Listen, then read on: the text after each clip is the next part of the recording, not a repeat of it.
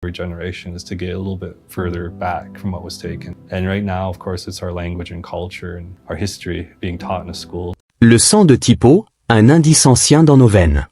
Bien avant que les colons ne redessinent la carte du monde au XVe siècle, un marqueur discret mais puissant de l'histoire humaine coulait déjà dans les veines de millions de personnes. Ce n'était ni de l'or, ni de la terre, ni une langue. C'était du sang. Et pas n'importe lequel, le sang de Tipo. Présent en concentration stupéfiante chez les peuples autochtones des Amériques, le sang de Tipo transporte plus que de l'oxygène et des nutriments. Il porte l'un des mystères les plus anciens et persistants de l'humanité. C'est le type sanguin le plus courant au monde, et pourtant, dans certaines régions des Amériques, c'est presque le seul. Jusqu'à 100% des membres de certaines populations autochtones le possèdent. Une telle pureté est rare en biologie. Les scientifiques ne sont pas seulement intéressés, ils sont perplexes. Parce que le Tipo n'est pas seulement courant, il est aussi le moins susceptible de muter. Il résiste au changement. Il ne se mélange pas facilement avec d'autres types. C'est l'intrus du sang, survivant en silence tandis que tout le reste tourne autour de lui. Les types sanguins ne sont pas de simples étiquettes. C'est un système intégré à notre biologie. Le sang humain est classé en 4 types principaux, A, B, AB et O. Ce qui les différencie se résume aux antigènes, ces protéines et sucres assis à la surface des globules rouges. Le type A a des antigènes A, le type B en a des B, AB en a les deux, et O n'en a aucun. Cette absence est précisément ce qui rend le type aussi spécial. Sans ces antigènes, le sang O est moins susceptible de provoquer une réaction immunitaire lors d'une transfusion chez quelqu'un d'autre. C'est pourquoi on l'appelle le donneur universel. C'est le type sanguin de référence en urgence, parce qu'il s'entend bien avec les autres. Mais le type O fait plus que sauver des vies. Il offre aussi des avantages évolutifs. Les scientifiques pensent que les personnes avec du sang O ont pu être plus résistantes à certaines maladies. Il y a même des preuves qu'ils protègent mieux contre des infections graves comme le paludisme. Bien que cela semble plus pertinent pour l'Afrique que pour les Amériques, cela suggère pourquoi le type O a pu survivre tandis que d'autres types ont disparu. Quand les chercheurs examinent la répartition des types sanguins dans le monde, ils découvrent quelque chose d'étrange. Les groupes autochtones d'Amérique du Nord, centrale et du Sud ont massivement du type O. Dans certaines tribus, la fréquence dépasse 90%. La moyenne mondiale est plus proche de 62%. Ce n'est pas une petite différence. C'est un embranchement évolutif complet. La raison n'est pas totalement claire, mais une théorie se détache. Il y a des milliers d'années, de petits groupes d'humains ont migré de Sibérie vers l'Amérique du Nord en traversant un pont terrestre appelé Béringie pendant la dernière ère glaciaire.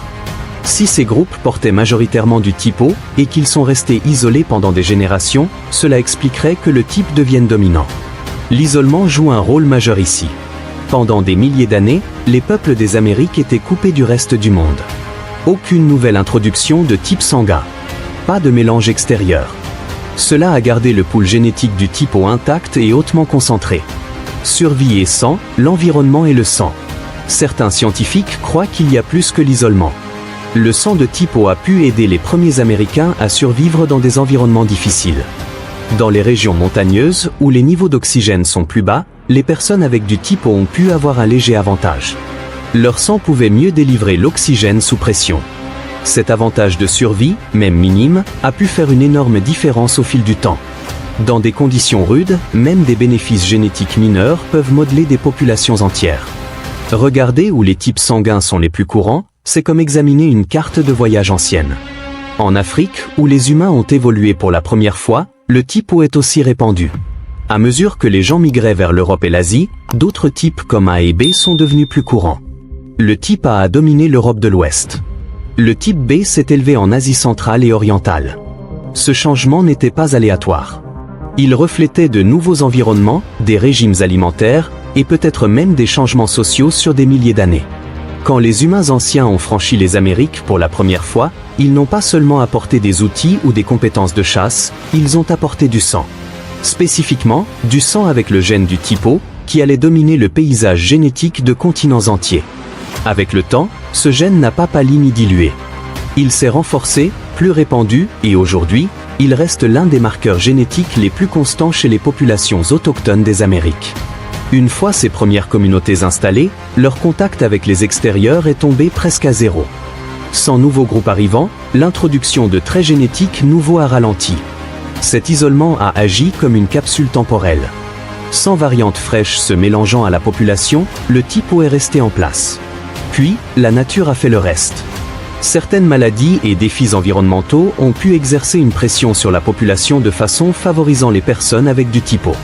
Avec le temps, celles avec du type A ou B ont probablement fait face à plus de risques pour la santé ou étaient simplement moins susceptibles de transmettre leurs gènes. Le résultat ? Le typo n'a pas seulement survécu, il est devenu dominant. D'autres groupes isolés autour du monde ont aussi des taux élevés de type sanguin spécifique. Dans certaines îles du Pacifique, par exemple, les gens montrent aussi des patterns forts liés à l'isolement et à la migration. Mais ce qui rend les Amériques différentes, c'est à quel point la présence du typo est écrasante. Aucune autre région n'a un tel pourcentage à travers tant d'environnements différents, du nord glacé à l'Amazonie humide. Une telle domination soulève des questions non seulement sur la survie, mais sur comment la migration et l'adaptation se sont déroulées à travers l'hémisphère occidental.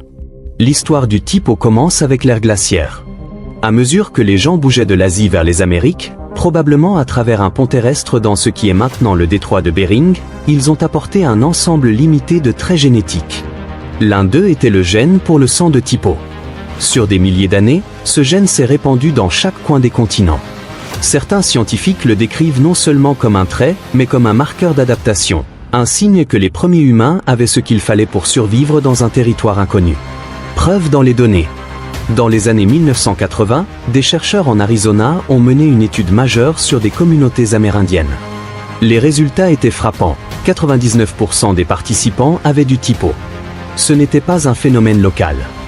Des taux élevés de typo ont été trouvés plus tard dans des communautés du Canada jusqu'en Amérique du Sud.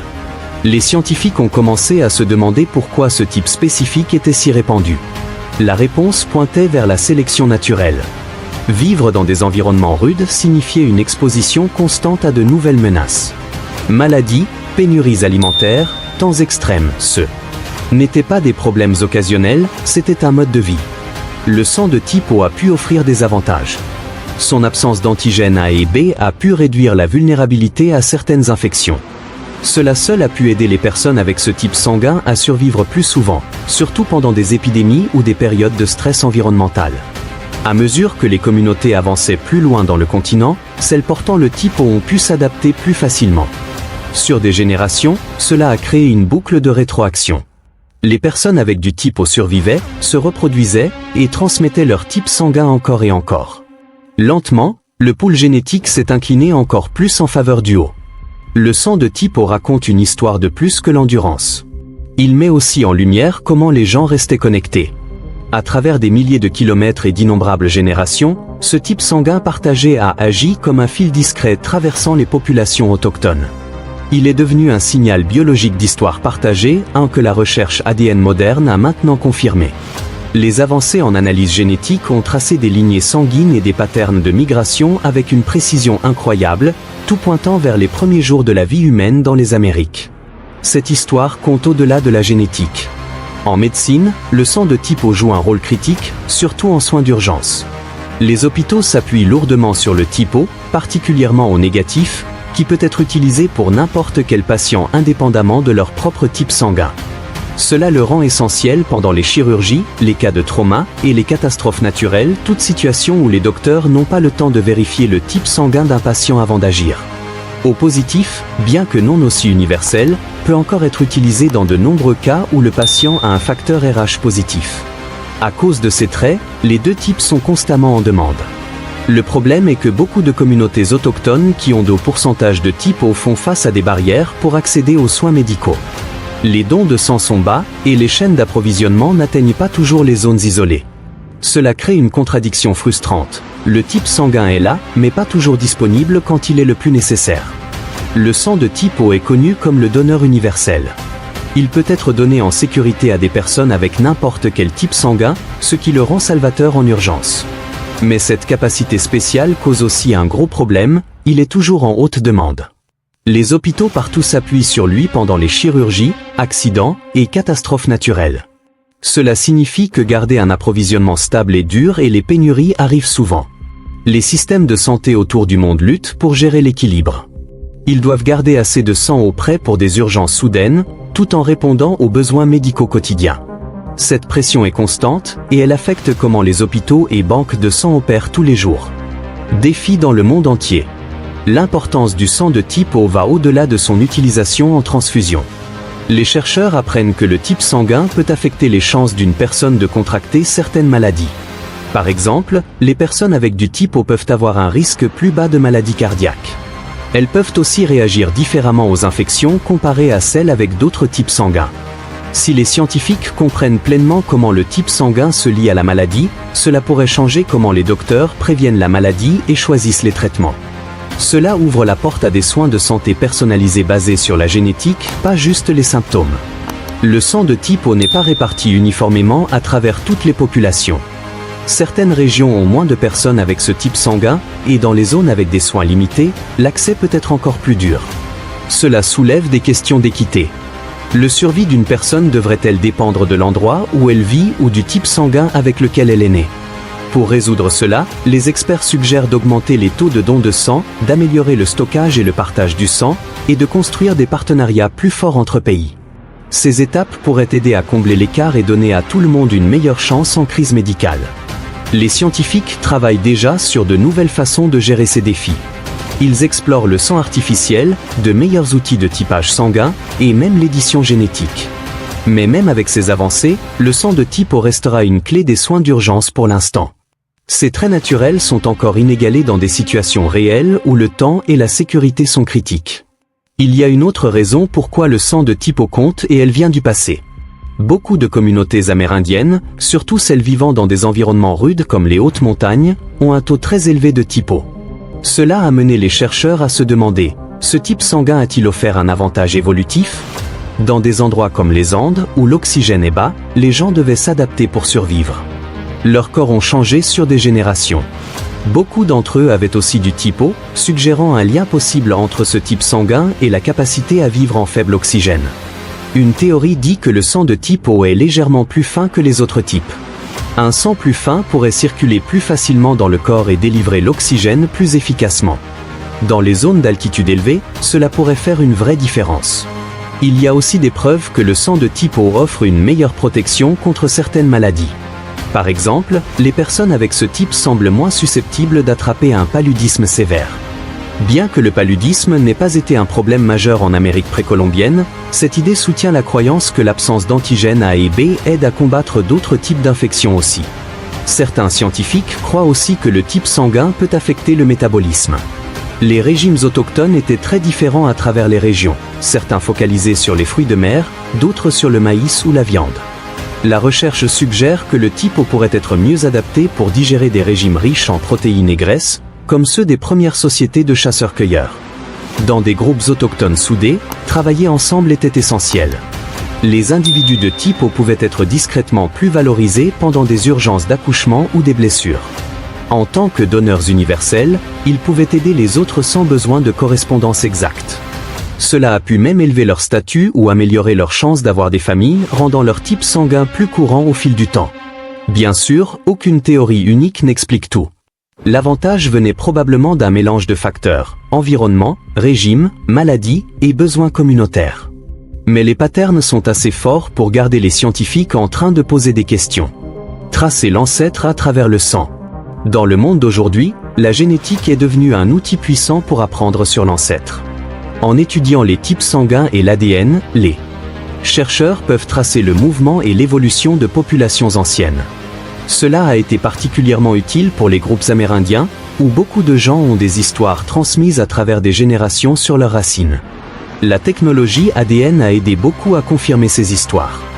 Dans certains cas, elle a même trouvé de nouveaux liens familiaux.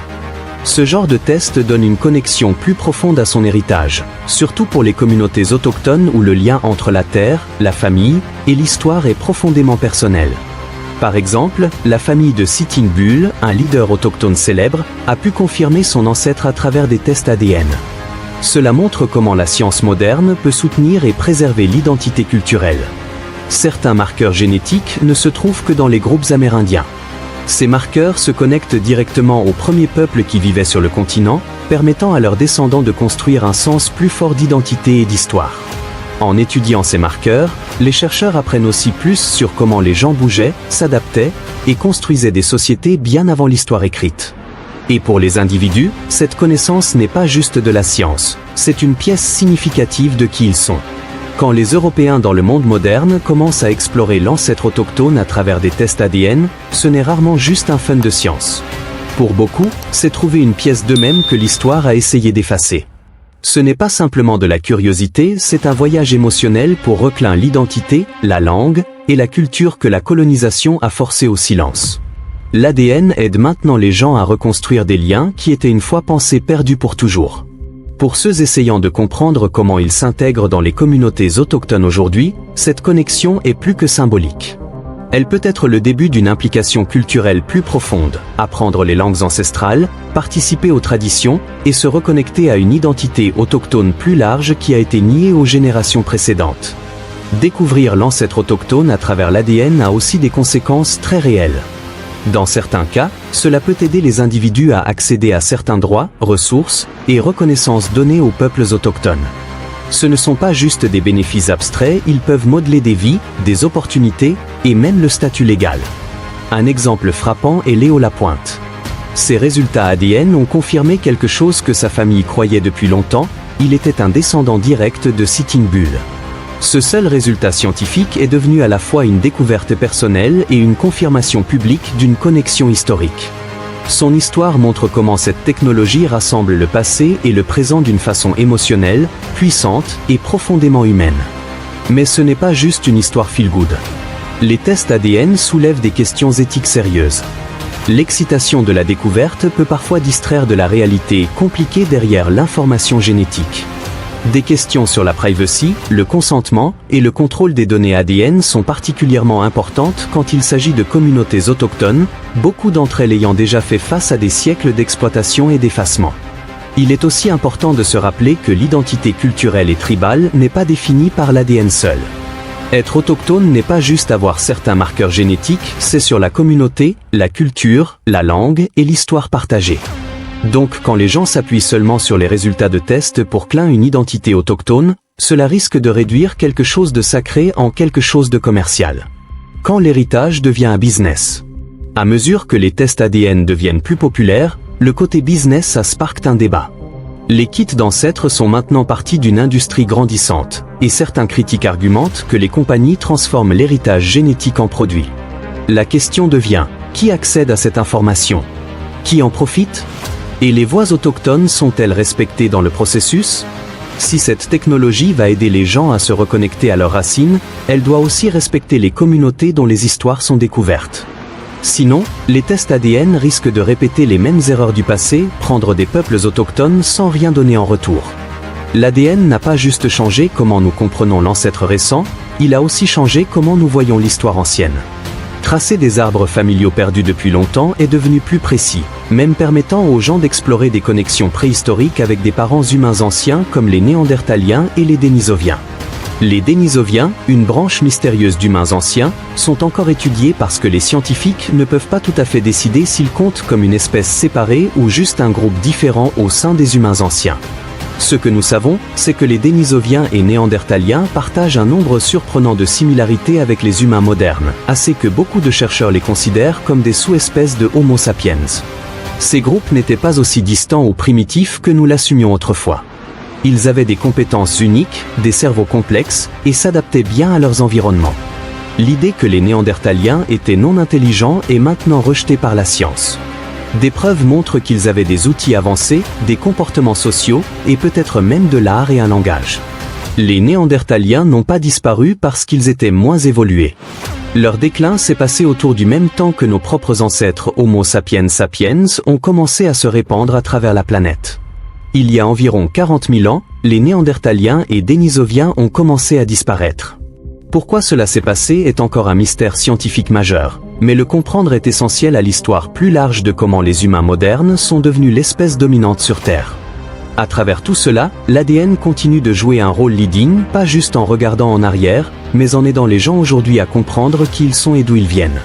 C'est de la science, mais c'est aussi personnel. Et de bien des façons, cela réécrit comment nous racontons l'histoire de l'humanité. Parfois, la recherche prend des tours inattendus. Une étude qui n'avait pas pour but d'explorer pourquoi les Néandertaliens ont disparu a fini par offrir de nouveaux indices sur leur extinction. En regardant de près les traits partagés et les liens génétiques entre Néandertaliens, Denisoviens et humains modernes, les scientifiques ont gagné un insight frais sur ce qui a pu causer la disparition des Néandertaliens. L'une des découvertes les plus intéressantes sur les Néandertaliens est leur culture. Les archéologues ont découvert des signes d'art, de craftsmanship habile et même de comportements symboliques chez les Néandertaliens. Ces découvertes challengent les vieilles idées qui peignaient les Néandertaliens comme simples ou moins intelligents. Au lieu de cela, elles montrent un groupe capable de pensée complexe et de créativité. La recherche génétique ajoute une autre couche à cette histoire.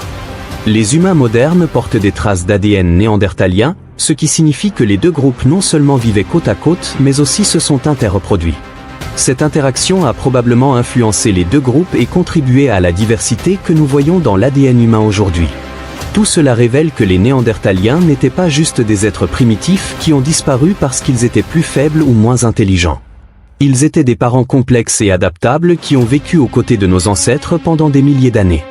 Reconnaître leur rôle dans l'évolution humaine nous aide à mieux comprendre le long et remarquable voyage qui a fait des humains modernes l'espèce dominante sur Terre. L'ADN de Crawford. Un test ADN récent a surpris les scientifiques par sa profondeur et son détail. Des chercheurs à l'Institute of Cellular Research ont tracé l'ancêtre d'un homme nommé Crawford, qui vit à Arb, Montana. Ce qu'ils ont trouvé va au-delà des attentes précédentes et pourrait changer ce que nous savons sur l'histoire humaine dans les Amériques. Arb est situé dans la réserve indienne Blackfeet, une vaste zone couvrant plus de 1,2 million d'acres dans le nord-ouest du Montana. La nation Blackfeet est l'une des plus grandes tribus amérindiennes aux États-Unis, avec plus de 177 000 membres. Il y a aussi des communautés Blackfeet en Alberta, Canada. La riche culture et histoire de cette région en font un endroit important pour étudier la migration humaine et l'ancêtre.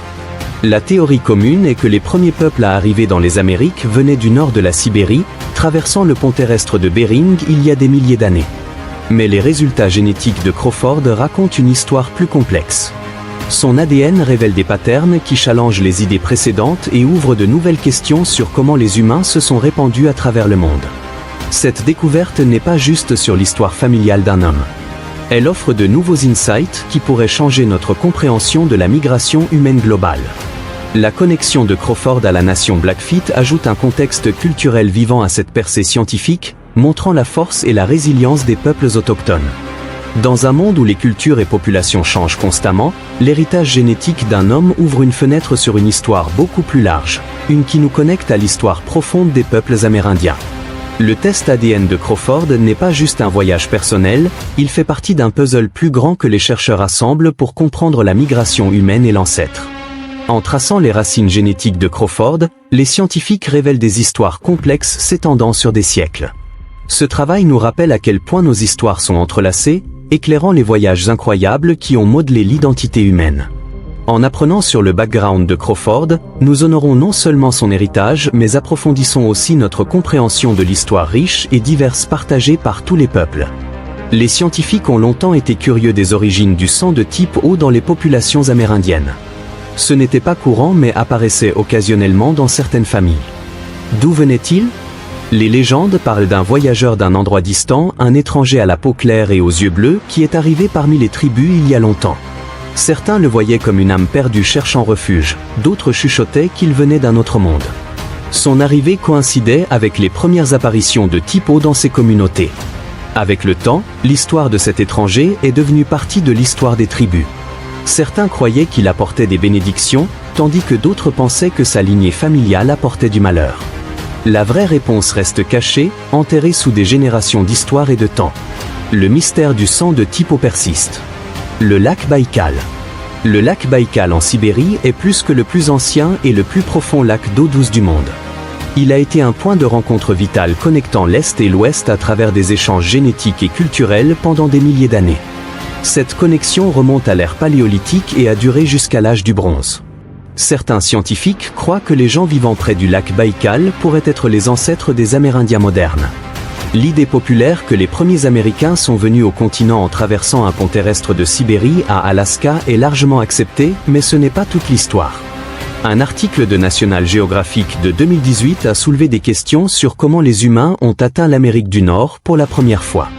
Ont-ils marché à travers le détroit de Bering? Voyagé en bateau le long de la côte? Traversé la glace arctique? Ou, comme le croient certaines tribus amérindiennes comme les Navajos, étaient-ils toujours là? Ces idées différentes montrent à quel point nous ne savons pas encore. Le lac Baïkal, avec ses eaux claires et sa faune unique, tient aussi une histoire humaine profonde. Des découvertes archéologiques suggèrent que des gens vivaient le long de ses rives il y a jusqu'à 500 000 ans. Les humains anciens dépendaient du lac pour la nourriture et l'abri. Plus tard, le lac Baïkal est devenu un hub clé pour le commerce et l'échange culturel. Des routes anciennes traversaient la région, permettant à différents groupes de partager des biens et des idées. Cela a aidé les sociétés à devenir plus complexes et à développer de nouvelles technologies, incluant la métallurgie avancée. L'une des parties les plus fascinantes de l'histoire du lac Baïkal est son rôle comme endroit où les gens de l'Ouest et de l'Est se sont rencontrés pendant des milliers d'années. Le long de ces rives, différents groupes se sont rencontrés, mélangés, et ont partagé leurs gènes. Cette longue histoire d'échanges génétiques a modelé les populations non seulement en Sibérie, mais aussi bien au-delà. Les scientifiques continuent de débattre comment le lac Baïkal se connecte à l'histoire des Amériques. Certains croient que les premiers humains ont traversé de Sibérie à l'Amérique du Nord sur un pont terrestre au détroit de Bering. D'autres questionnent cela et suggèrent des idées différentes. Certains proposent que des gens anciens ont pu voyager en bateau le long de la côte. Il y a aussi la croyance tenue par certaines tribus amérindiennes que leurs ancêtres étaient toujours là. Simon Warle, un chercheur, a regardé de près ces idées alternatives. Il pointe comment la migration humaine est vraiment complexe. Il encourage les gens à repenser les histoires habituelles sur comment les humains se sont répandus à travers le monde. L'histoire du lac Baïkal est plus que la migration. Elle est aussi sur comment les gens s'adaptaient à des environnements changeants, partageaient des cultures et créaient des lignées génétiques diverses. Même maintenant, à mesure que les scientifiques apprennent plus, le lac Baïkal reste un symbole puissant de survie et de connexion à travers des milliers d'années. Des preuves ADN montrent que les Amérindiens et les Polynésiens ont interagi il y a environ 800 ans. Ce contact s'est passé à travers d'énormes distances d'océans ouverts et a laissé des marques génétiques claires dans les populations d'aujourd'hui. Cette partie de l'histoire est souvent overlooked parce que l'histoire principale se focalise sur la conquête européenne. L'idée que les Polynésiens et Amérindiens avaient un contact maritime longtemps avant l'arrivée des Européens a fasciné les scientifiques pendant des années. Les supporters de cette idée pointent la découverte de plantes du Nouveau Monde, comme les patates douces et les gourdes, dans des sites archéologiques polynésiens. Ces plantes ne poussent nulle part ailleurs en dehors des Amériques avant colons. Même si certaines études génétiques ont donné des résultats mixtes, la recherche récente a renforcé cette théorie. Les scientifiques ont trouvé des segments partagés d'ADN amérindien chez les gens à travers beaucoup d'îles polynésiennes. Cela suggère une seule rencontre entre ces groupes, menant à des mariages et des enfants avec un héritage mixte. Des études statistiques soutiennent aussi cela, montrant que cet événement s'est passé autour du temps où les Polynésiens ont d'abord peuplé ces îles. En utilisant des modèles informatiques, les chercheurs ont tracé cet ADN amérindien jusqu'à ce qui est maintenant la Colombie. Cette découverte ajoute un chapitre surprenant à l'histoire humaine, montrant à quelle distance les gens voyageaient et se connectaient. La percée de 2025, résoudre le mystère du typo. En 2025, les scientifiques ont résolu une question de longue date sur le sang de typo. À travers une recherche génétique extensive, ils ont identifié des variations précédemment inconnues dans le cluster de gènes ABO. Ces variations expliquent les propriétés distinctes du sang de typo, incluant comment ces antigènes influencent le système immunitaire, la résistance aux maladies et la compatibilité pendant les transfusions sanguines. L'étude fournit aussi un insight sur pourquoi le sang de typo est particulièrement prévalent chez les populations autochtones des Amériques. Les différences génétiques semblent avoir donné aux premières communautés humaines un avantage de survie contre des maladies infectieuses spécifiques. Cet avantage a probablement contribué à la présence étendue du typo dans ces populations et a joué un rôle dans leur développement et adaptation. Au-delà d'approfondir notre compréhension de l'évolution humaine, cette découverte a des implications médicales importantes. Avec une meilleure connaissance des variations génétiques définissant le typo, les professionnels de santé peuvent améliorer la précision du typage sanguin et augmenter la sécurité des transfusions. De plus, la recherche peut aider à prédire comment les patients avec du typo répondent à certaines infections et traitements, permettant des soins médicaux plus personnalisés. Globalement, les findings démontrent que le sang de type O n'est pas simplement un type donneur universel, mais un trait génétique complexe qui a significativement influencé la santé et l'histoire humaine. Cette percée marque un pas majeur en avant dans la génétique et la médecine transfusionnelle, ouvrant de nouvelles avenues pour la recherche et la pratique clinique. Le mystère du sang de type O a enfin été craqué grand ouvert, révélant une histoire qui s'étend à travers des terres anciennes et des océans vastes, une remplie de rencontres inattendues et de survie contre les odes. Mais qu'est-ce que cela signifie vraiment pour notre compréhension de l'histoire humaine? Y a-t-il des secrets encore plus profonds cachés dans notre ADN, attendant d'être découverts? Partagez vos pensées en commentaire.